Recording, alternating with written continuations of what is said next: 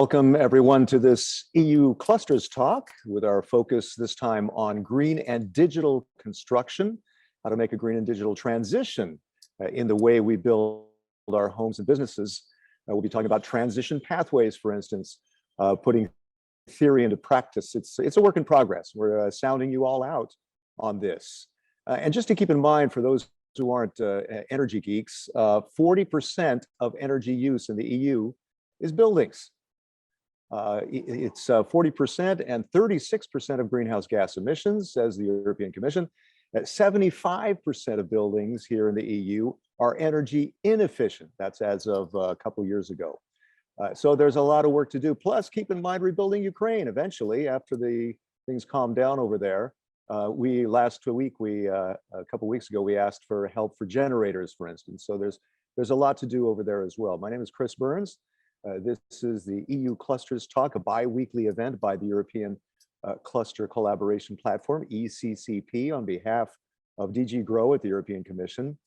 Format today, news on the survey that we did on the supply chain disruptions. And we'll have a video from our own correspondent, a presentation from the European Commission, a panel discussion, and then funding opportunities. A couple of tech tips to keep in mind. Questions, please do send your questions via the Q&A button at the bottom of your screen, or you can click the button to raise your hand and talk as well. Hashtag EU Clusters Talks, keep that in mind. Think about unmuting yourself if you're going to talk, activating your camera as well. And this is going to be recorded for playback, so more can see what we're doing here. Let's start with news from the European Cluster Collaboration Platform with a report on supply chain solutions. That's a survey we did. Jan-Philipp Kramer, team member of the European Cluster Collaboration Platform. Jan, show us. Yes, very good morning to everybody, and thank you for the warm welcome, Chris. I'm really happy to present today our new report on supply chain disruptions and more so on possible solutions. And I'm very thankful for everybody who supported us to prepare this report. So it was very important. Let's dive right in. Obviously, there have been many reports about supply chain shocks and the implications. And so just to give you a brief understanding of our sample and also the areas in which business has been affected according to our survey. So all in all, we gathered more than 330 replies to our survey. And the good news is that the majority of our participants actually came from SMEs. So those which are most affected really by these shocks. And overall, we had 70% participation from the industry sector. So large enterprises and SMEs together. I think the picture that we get here on the right-hand side confirms very much what we have seen. And the biggest issues were around price increases for supply and services, where you can see that more than 50% of our participants are very negatively affected by this, but also, as you all know, delivery delays. So inputs that were needed or final delivery to customers was a big issue. But we wanted to go beyond this, state of play. We wanted to understand better what are the challenges for the future to build supply chain resilience, and also what are the measures. And here we have a first insight on this. We asked the participants to report on the difficulties that they face in making their supply chains more resilient. And as you can see, there are a number of items that we talked about, 9 in total. And the key issue in particular for SMEs that we have surveyed is the capacity shortage of regional suppliers. That's a really issue, but also, and that's very much linked to it, the identification of new suppliers. So something that we have to look into. And of the respondents to these two questions, more than 55% were actually SMEs. So you see the need in particular, and if you're coming from a cluster organization, you very much know this. But we also see that, for instance, among the clusters that we asked, there's some additional points. In particular, the issue around financial resources in order to support the supply chain resilience efforts. but also the question whether the return on investment for new technologies is already visible enough, and at the moment it's seen to be too uncertain. So these are very important areas and difficulties that we need to tackle. But I we think also, it's interesting, the thing about the skills gap at the very bottom there, which is an issue in many sectors. And it's important, it's interesting that they point that out as well. very much so, Chris. I think this is an issue longer term that we need to tackle as well. We should not forget this very much. So let's look at the key measures. On the next slide, you see that again, we asked the participants to point out the key measures that they will take in order to improve their supply chain resilience. And that's really from an organizational, from an enterprise perspective. But we also ask clusters, and you can see that for all of the participants, the number one priority here is diversification and building redundancies. And as you know, the just-in-time concept has been very much challenged in the past. So this is really a key feature.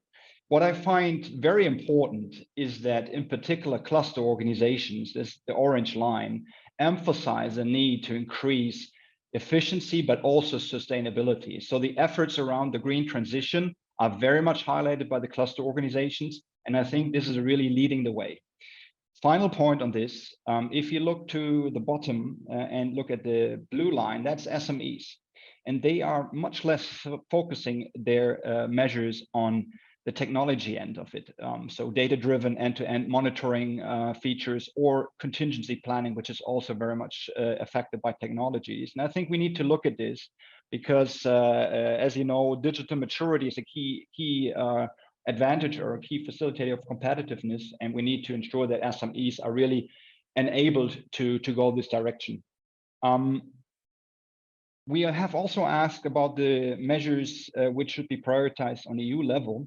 These are shown on this figure here. 3 major points. Financial support obviously is needed in some of the areas, especially when we talk about new technologies which are not as mature yet, but also in a way to help building production capacities in a closer proximity. The second key point, and this was especially also emphasized by large enterprises, is mapping supply chains of European interest, right? So we need to be more aware of those supply chains. We should not run into dependencies again. And I think this is a key lesson that we should not forget. Final point, again, cluster organizations. I think that's very important, highlighting this.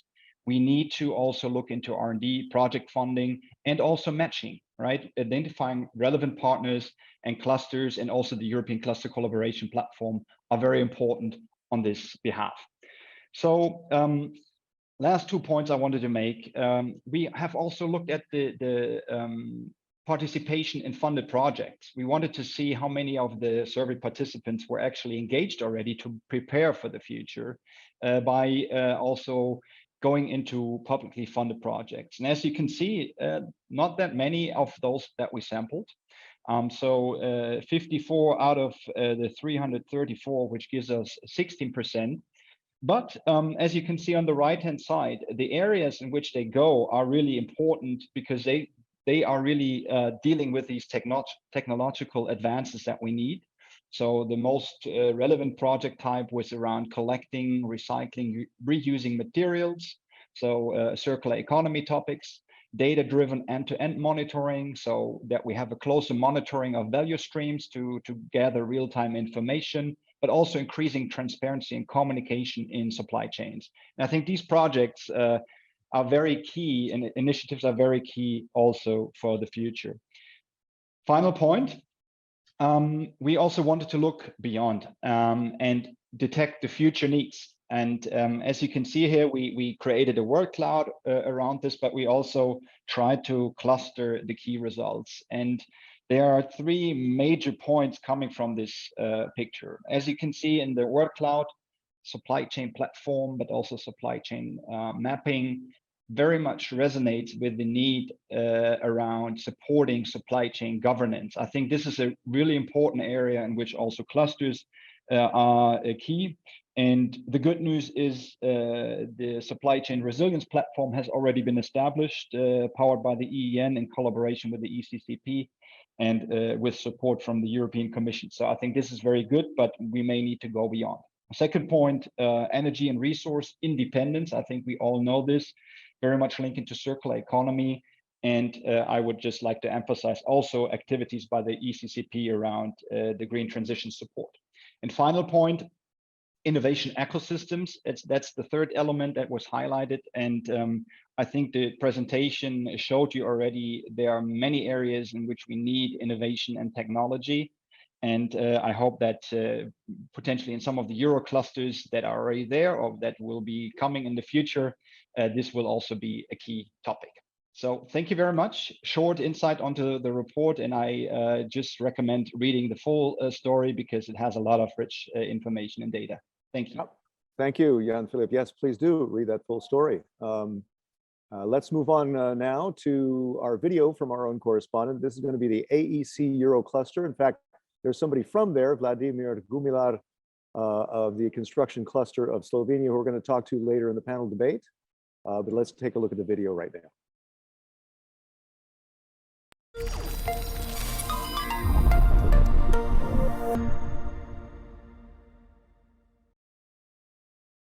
Firstly, why digital and green transition are needed.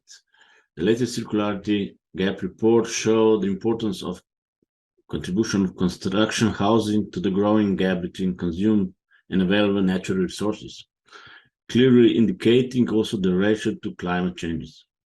The blue area show the mass material reduction and emission reduction, which need to be or can be addressed by construction and housing sectors.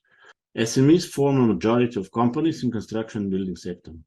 They are flexible, responsive, can be highly innovative, and fast adoption of new technologies.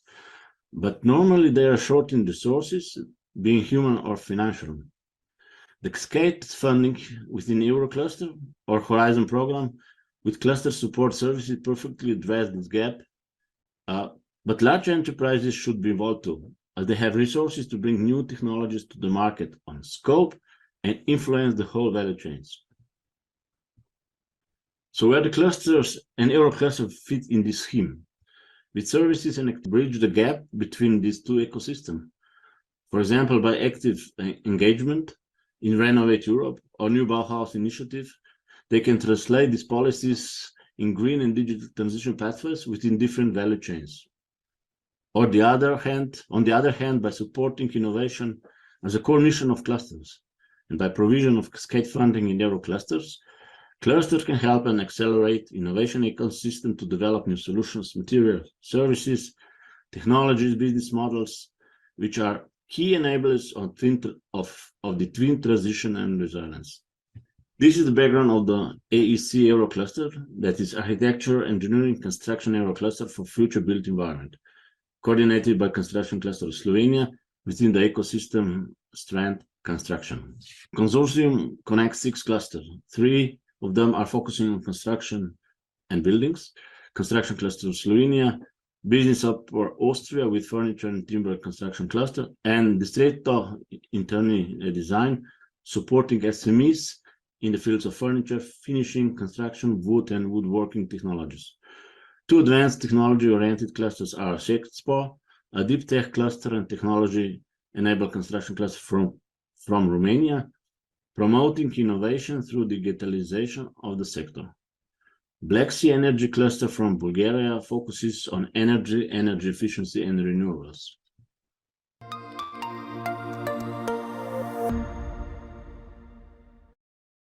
Great, our thanks to Vladimir, and we'll be talking to you in a little bit with the panel discussion. Let's move on to the transition pathway for the construction ecosystem. I mentioned that a bit earlier, the transition pathway. This is a work in progress, and we would like to get an update on that from Elektra Papadaki, of the team coordinator of DG Internal Market, Industry, Entrepreneurship, and SMEs. That's DG Growth at the European Commission. Elektra, please. Hello, thank you very much for having me. It's always great to speak in webinars like this and connect with communities like the clusters. I will say about the construction ecosystem and where we stand in the work of defining a transition pathway, a roadmap basically for the future of the ecosystem. But first, a little bit about its definition, as we have gotten further than the traditional definition of the construction sector that we had so far. So we define the construction ecosystem as the industrial ecosystem that includes all activities during the whole life cycle of buildings and infrastructure. And this ranges from architectural and engineering services to operation, to demolishing, to site preparation, to any other job done by craftspeople in a building. And this makes the construction ecosystem the second most important ecosystem in economic terms, employing 24.9 million people in Europe, being, of course, dominated by small and medium-sized enterprises, but even more micro-enterprises. So 90% of the companies of the construction ecosystem have up to 9 employees. There is a very complex policy regulatory landscape. When we speak about the construction ecosystem, we have to take into account, of course, the industrial strategy, competitiveness, and everything that is there. But there are also a lot of policies and regulatory actions and initiatives from the side of the European institutions that are aiming not directly to the construction ecosystem, but also to the final products, the buildings and the infrastructure. And there we find the Renovation Wave and the Energy Performance for Buildings Directive, the Circular Economy Action Plan. You mentioned very nicely in the beginning of the webinar that construction is polluting. Of course, this is the truth, but also the buildings and the way they operate are currently very bad for the environment. Of course, we also have the skills agenda, we have the Data Act, we have the construction products regulation. So there is really a lot happening in construction right now.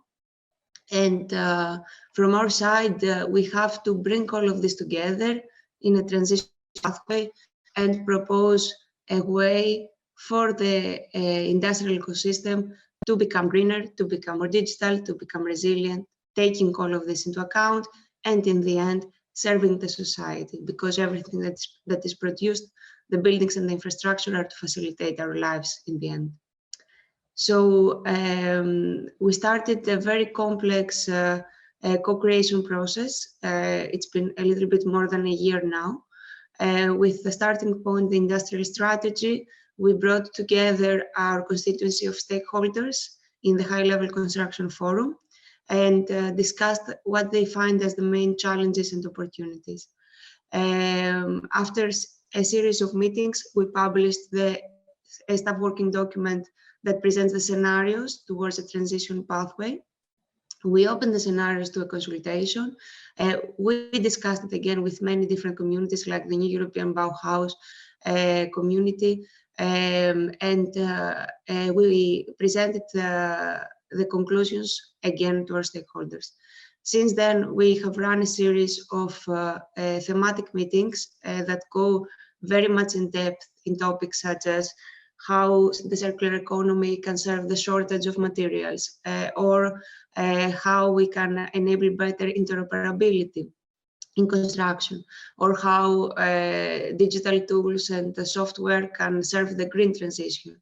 So we are holding all of these conversations with our stakeholders, and our plan now is to publish the transition pathway in the beginning of 2023.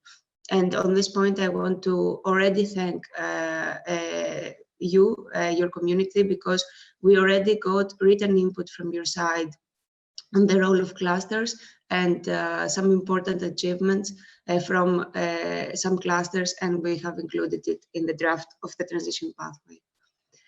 So what you will find there, you will find a lot of suggestions of actions for the Commission to undertake, the member states to undertake, the industry to undertake, academia to undertake, in order to achieve this famous green and digital transition, but also resilience.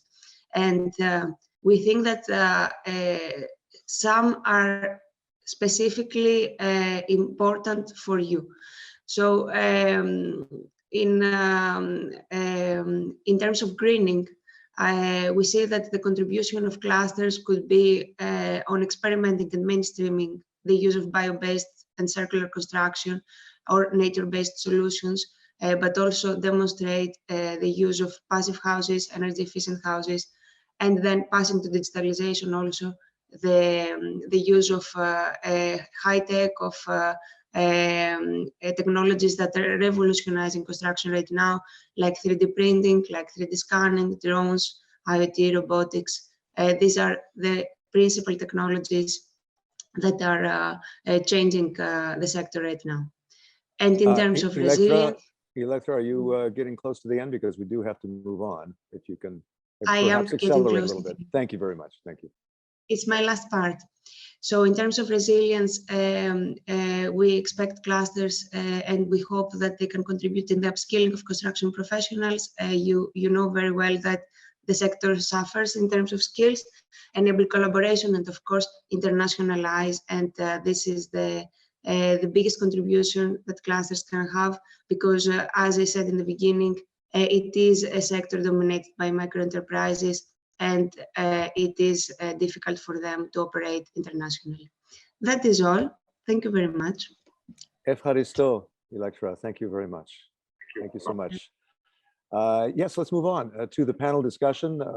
What are the ecosystem's most urgent issues for green and digital transition? Let's, if all the panelists can turn on the cameras and let you see the list of the speakers. Let's move first to Carmen Deveza Fernandez, Director for Innovation and Internationalization at the AICE Cluster Efficient Habitat.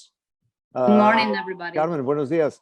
Can you maybe mention a couple of the challenges for the green and digital transition in the construction ecosystem? Yeah, well, I think Electra mentioned some of them, and they are very evident for all of us. First of all, the size of our companies. They are very, very, very small.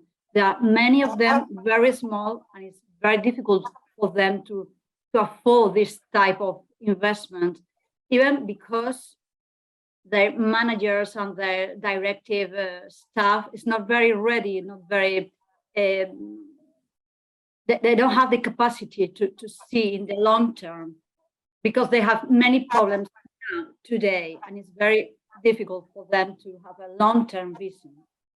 That's our role. And so how do you encourage them to take that longer-term vision?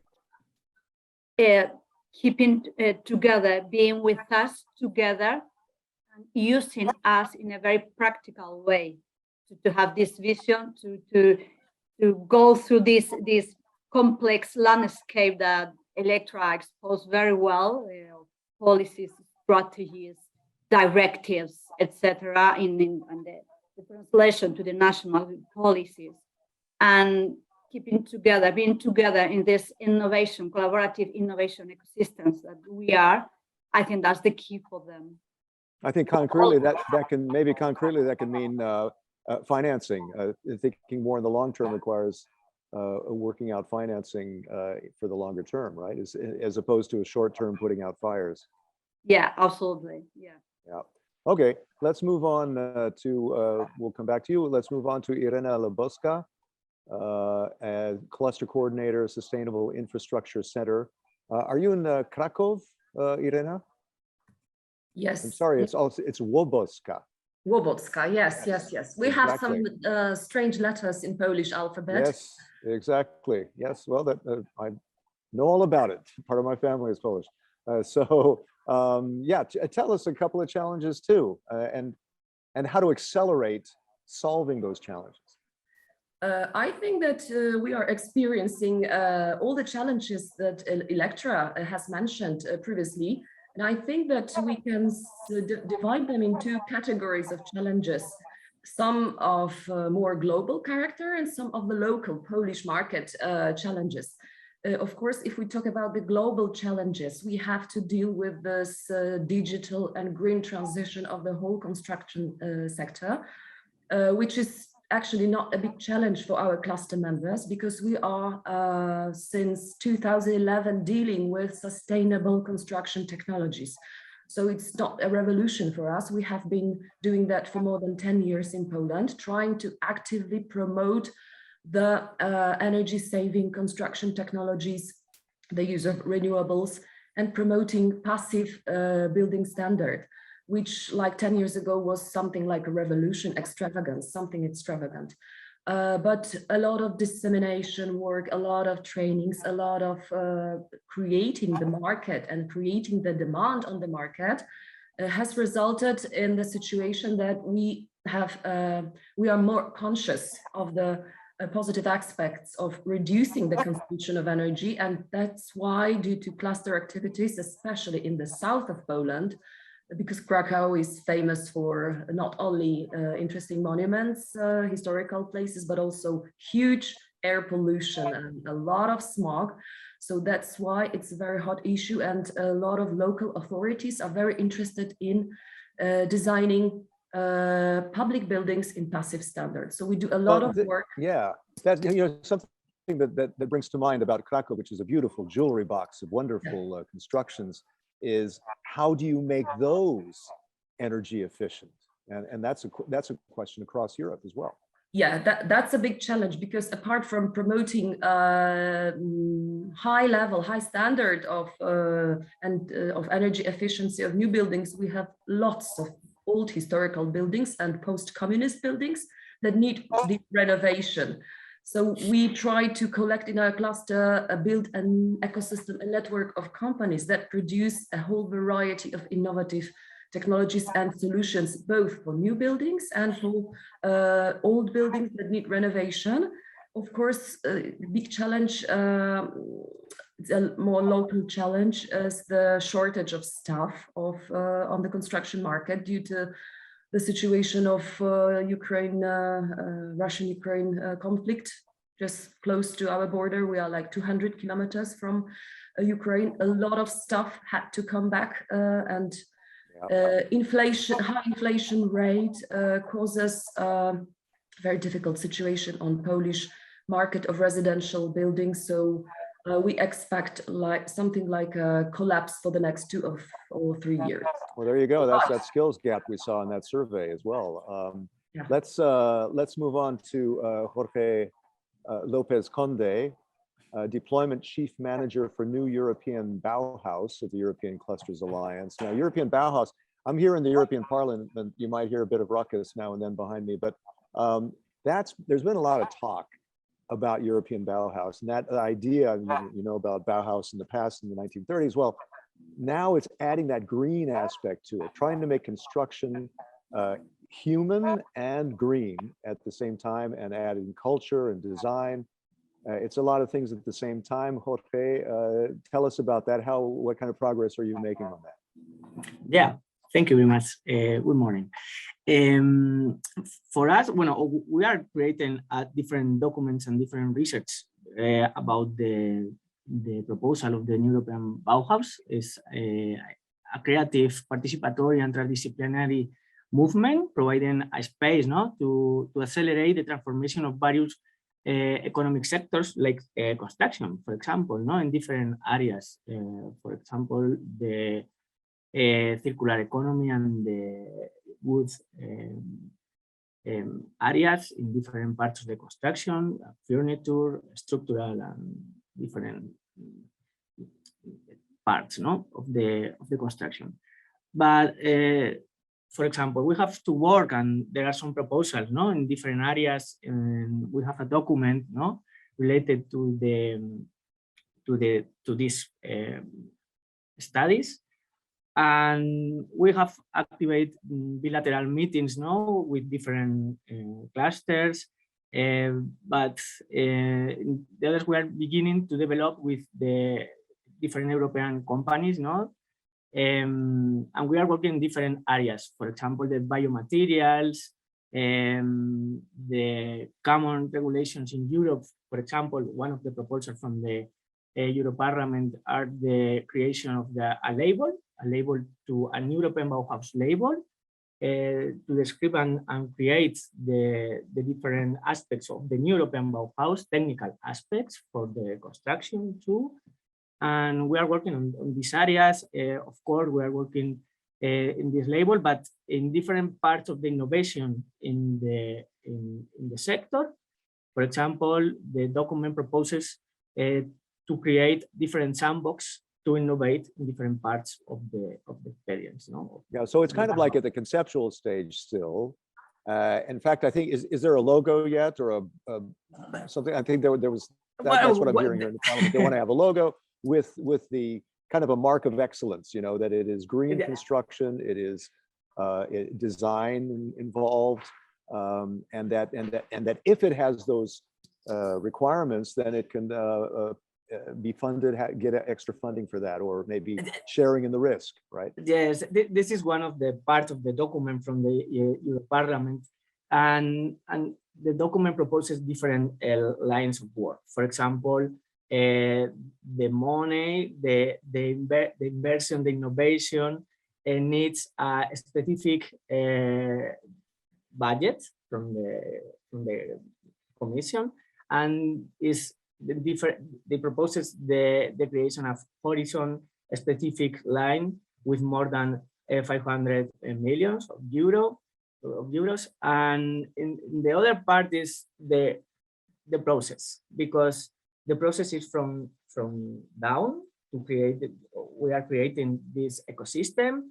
This is very interesting because it's innovative in one of the ideas of the European Commission, and this is, on the other hand, this is a mistake or a problem because we don't know specifically how is the European Bauhaus, and this is the idea to create a label, for example, not to define what it is. No, for example. Exactly. So stay tuned, and all you SMEs out there, keep that in mind, that this could be an opportunity because the EU intends, of course, to put for the us, money where its mouth is on Bauhaus, right?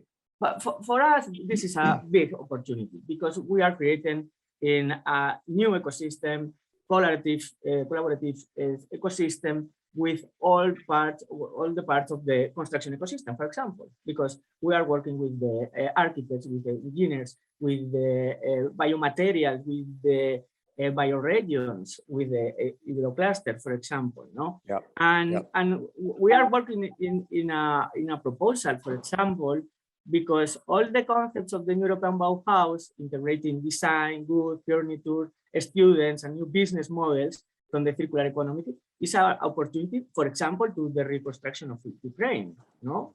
Maybe. We are exploring all of these areas together. Okay, Jorge, muchas gracias. Let's move on to Vladimir Gumilar. Vladimir, thank you very much for that video. Very enlightening, and I'm wondering if you can talk about a couple of challenges and how you're trying to get over those challenges in this sort of green construction. Yeah, thank you for inviting me into this panel. Well, for me as a cluster manager, I see the key challenge in getting those 99% of SMEs on board. We have prepared many proposals for European funding, and it's really hard work to get them there and to maintain capturing that opportunities, because the score, the outcomes are low. So the instruments which are more friendly to SMEs are very welcome. And as I said, the Eurocluster and Cascade funding is for me the most appropriate approach to get those policies and the pathway realized. Just making it on the paper, it doesn't mean it will go. It will reach those 99% of companies. in our sector. Absolutely. I think, you know, And when I'm thinking we of, must know they are all short in resources, also human. So there should be intermediate organizations clustered to support them. when I think of Slovenia, it's you know, it's not a big country. It is you know, in the EU, but it is also near countries that are not in the EU. What about the internationalization aspect of it? What are the challenges to that? How can you overcome that through the cluster collaboration platform? Well, we are setting the let's say background and different services, and also we have initiated the so-called international circle construction cluster. And the next week we are going to Burkina Faso to have first ICCC talk in Africa. And with this, we are opening or starting to open some doors to other markets. But this needs quite some effort in training, in making them aware of opportunities in different countries. For example, we are also coordinator of ICE-Build partnership, European Strategic Cluster Partnership for Internationalization, and we had training on Emirates, on United Arab Emirates market, and they said they have issues with renovation, energy renovation, and it's huge market, probably sourced with money, so it's opportunity for renovation, not for new builds. So yes, these kind of things are getting known through our involvement in internationalization activities, and can be a start for some SME to go to this for us unknown market. Another thing that comes to mind to me is I've done reporting in the Balkans, and what about for Slovenia being in the a former member of Yugoslavia? There must be some old trade ties there that you can pursue, and I'm sure there must be EU funding for that region as we with an eye toward them joining the EU, the other countries. Yes, we are in this into our partnership. We collaborate with the Russian cluster, for example, and clusters around the globe are the ones which are always interesting for collaboration, because we base our mission on that. Okay. And this is a key element and key opportunity to be supported even more in the future through different instruments, and of course with many services of European Cluster Collaboration Platform. Okay. Let's go on to one of the questions coming in, and please do send in whatever questions come to mind. You can see that either in the chat, or you can raise your hand there at the bottom of the screen. Jorge, we have a question for you. Here's a question. We are part of NEB initiative. Maybe you can tell me what that means. How can we translate our participation to our associates in terms of opportunities and added value? Chris, it's me who made the question for Jorge. Oh, Carmen, that's you. Yes, because I raised my hand, but you didn't see it. Oh, well, go ahead and explain what your question is. Tell it to us directly. Yeah, okay. Our cluster is part of the new European Bauhaus initiative. It seems. Yes, 2021, I think, and it's not easy for us to translate this effort, this initiative, to our associates. How can we tell them that this is an opportunity for them, or what is the added value that we can translate to them? Jorge, do you have any idea? For us as a cluster, with my colleagues from in words of the president of Ursula von der Leyen, she talks about it's very simple and very quickly and very small and very clear definition. We are the European Bauhaus designs and constructs the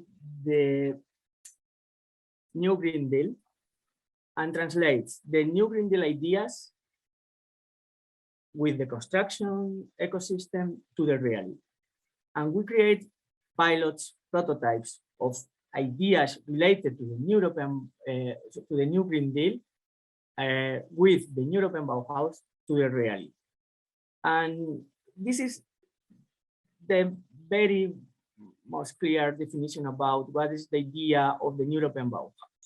And what's the way to create these pilots and these prototypes to demonstrate the reality of the new Green Deal to the society in different areas: the culture, the construction, the urbanism, the materials. And we need to create and to work together with the clusters, of course, with the market, of course, with the academies, of course, but with the skills in the employees' needs, for example. And this is the concept and the idea. And this part of the conversation, we need different lines of economy or parts of the money to translate this in reality, no? And this is today, this is our conversation, no? This is the status of the conversation. Okay, thank you. Can I pitch over to Irena in Krakow? I'm thinking, just pursuing this new European Bauhaus, is that something that can be applied to a city like Krakow, or are there challenges there in applying that? And how can the cluster collaboration platform help in that? Yes, in Krakow, as I said, we have a lot of challenges in terms of old historical buildings and post-communist buildings that need renovation. So all the strands, EU regulations are like a hot issue for all the city authorities and small town communities, small town authorities. What we do as a cluster, we try to spread the knowledge, and increase the consciousness about these trends, about these demands, these necessities to transform the construction sector into a greener one, more energy efficient. And this way we create the market for our companies, because this is the purpose of cluster activities, to create the demand and build the market. Of course, all the EU directives are very, very important, but here locally we suffer from a lot of air quality pollution. So this is more convincing, and I think that construction is just on one direction pathway. There is no turning back. Everybody understands that due to local problems, national problems, and global problems, we have to transform the construction because it's our obligation. It's not connected with EU regulations, but I strongly believe that it's our obligation as a generation that leaves this planet and leaves this environment not in worse condition for our grandchildren. Yes, so I think it's fully understandable, and technologically, I believe, based on the assumption and that the cheapest source of energy is the energy that you don't have to use, don't have to waste. Technologically, reducing the consumption of energy of the buildings is not so difficult for the solutions that our companies in clusters have. And with the support of renewable energy systems, it's not so difficult. It's not so costly. So it's really not like a revolution. It's not so complicated, not so difficult, but you need the architects, you need good materials. Yeah. And what is the greatest challenge? Stuff and the proper quality of construction works. This is the most difficult thing. Right. And the greatest challenge to have the building as it was designed at the beginning. Jorge, you had something to add there, and then we'll go to Carmen. Jorge first. Yes.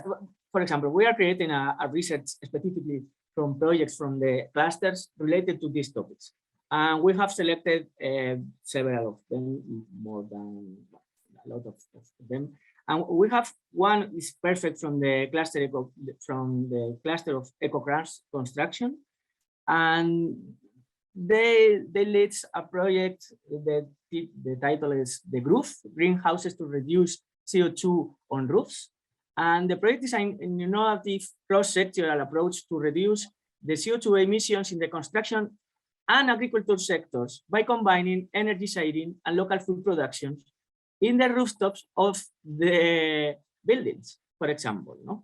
And this is one of the ideas that cross all of the concepts from the European Bauhaus. Oh, that's a great idea. That's a great idea. Carmen, please. Yeah, Irina, you said you have this whole air pollution problems. So the society is conscious of the problem. So there is a demand. Yes. That's right. Well, that surprised me because here, at least in Spain, it's just the opposite. I think the companies are more in advance, more in the avant-garde in relation to the society. There is not the demand. There is not the consciousness of this need of having cleaner cities, greener cities, etc. For me, it's a very nice surprise. Maybe it's the level of consciousness is a bit higher among the society because Krakow is very often in the top 10 most polluted cities in the world in terms of air quality. So it's really a problem. It's really an issue. So if you make a decision about constructing a new house, you try to make it as energy efficient as possible for yourself and for your children and for your family. There are places with less level of air pollution, and we start like the whole residential areas with better quality of air. When we talk about construction and health, I would like to maybe raise one issue that apart from this green and digital transition should be very important. Focusing on indoor climate, because we talk about reducing the energy, reducing emission, carbon footprint. Of course, it is very, very important. But when you think of a building, we are an indoor generation. We spend more than 90% of our life indoors, inside of buildings. So we should pay a lot of attention on the quality of the air we breathe inside, on the good ventilation system, on bio-based material that have at least neutral influence on us as building users, on the proper amount of CO2, oxygen, the proper humidity, and appropriate lighting, because we do not realize, but there is a lot of research on that topic, that in the quality of the building and indoor climate have huge impact on our effectiveness. So Yes. this is one aspect that I would like to add apart from the EU trends connected with the green and digital transition of the construction sector. Absolutely, Irina. That's one of our strategic working lines, the health and well-being in the built environments. AIDS-friendly and health-friendly, and it's not only air quality, it's light, noise, acoustics, the presence of nature for our well-being. That's a very critical point. Yeah, absolutely, Irina. We have a lot in common. Yeah, fantastic. I got a question coming in from Luigi Persic. Could the EU cluster help connect the construction stakeholders with EU projects like metal building labs that are working to activate metal clustering in constructions with cascade funding, services, and an open digital platform? This is metalbuilding.com. Would anybody like to comment on that, on metal building and working in the cluster? I can say that actually, among cluster, there is a lot of collaboration, and the challenge is a lack of resources in clusters, in many clusters, which are not financed through governments. Yeah. So where, which collaboration to follow, which to nurture, to have some good results and outcomes at the end. But yes, all the materials, will be used. There will be not only biomaterials, as somebody would say, but there will be still concrete, still all other materials will be used, wood also. So there will be no one way to the next or to future construction. All these materials have to be exploited because they have advantages. So still metal is also there for sure. Okay. But we have to do all our best to improve the sustainability in production, in design, in use, in afterlife. So of course there are many tasks ahead of us. And as Elektra described at the beginning, probably the listeners can see how complex this sector is. If you take all those different value chains which intersect in the building or built environment, then you had the complexity, which is sometimes hardly to be managed. And right. What is more important, you know, these policies or solutions have to reach all the value chain actors, also those SMEs which need specific, maybe just one-day training about particular topic which is important for their business. Right. They are not taking care of solving the world and so on and so forth. Yeah, they're doing the business and trying to be the best in that. So yeah, I think again the cluster has to play a role there. Okay, I've got a couple of short minutes left. Here's another question from Emanuela Berti. Are specific laws or government incentives put in place at national level? For example, in Spain, do companies get fiscal incentives for going green? And to Irena, is the citizen movement pushing towards policy? Maybe who would like to comment on the first part about government, national government incentives?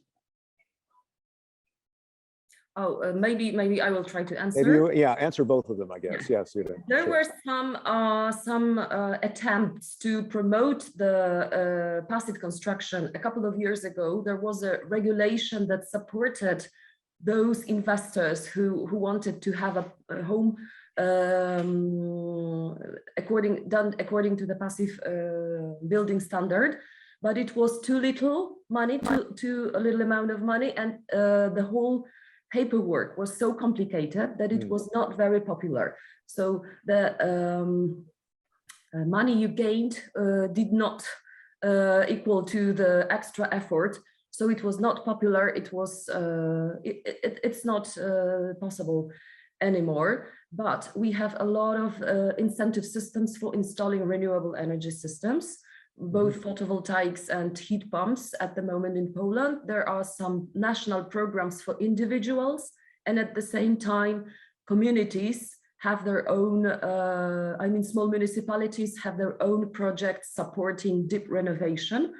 So it's up to 90% of co-financing.